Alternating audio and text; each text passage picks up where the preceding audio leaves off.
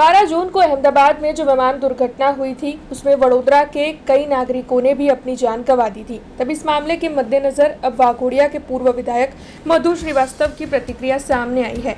इस मामले में वाघोडिया जिला के पूर्व विधायक मधु श्रीवास्तव ने प्रतिक्रिया देते हुए बताया है कि ये घटना बेहद ही दुखद है, इसे कभी भी भुला नहीं जा सकता है।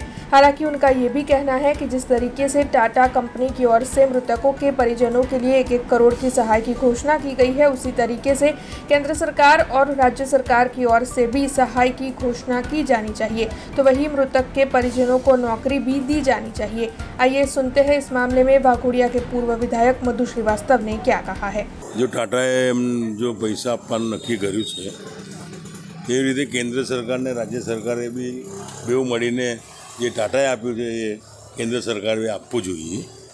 ખરેખર આ દુર્ઘટના બની છે અને મોત એકદમ તાત્કાલિક આવી છે। આવા મોતના આધારે એના પરિવારને ખરેખર સહારો જોઈએ, એના પરિવારના છોકરા જે નાના હોય એમને બી સહારો જોઈએ।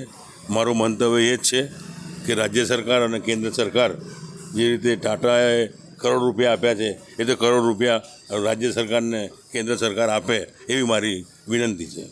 જે જેન્ટ્સ મર્યા હશે એમના લેડીઝોને સરકારી નોકરી મળે એ મારી ભલામણ છે ને મારી પાસે આવશે તો હું લેટર પેડ પર લખીને બી આપીશ કે ખરેખર અમને રોજીરોટીની જરૂર છે અને સરકારી નોકરી મળવી જ જોઈએ। કે આ દુર્ઘટના બની છે, આ પહેલી વખત બની છે આખા ગુજરાતના અંદર।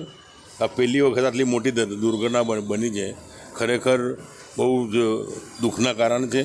અને જે પરિવારો ગયા છે એમના પરિવારના લોકોને જે લોકોની જાનહાનિ થઈ છે એ લોકોના પરિવારને શાંતિ મળે અને સર્વ સુખી મળે એવું મારી પ્રાર્થના છે।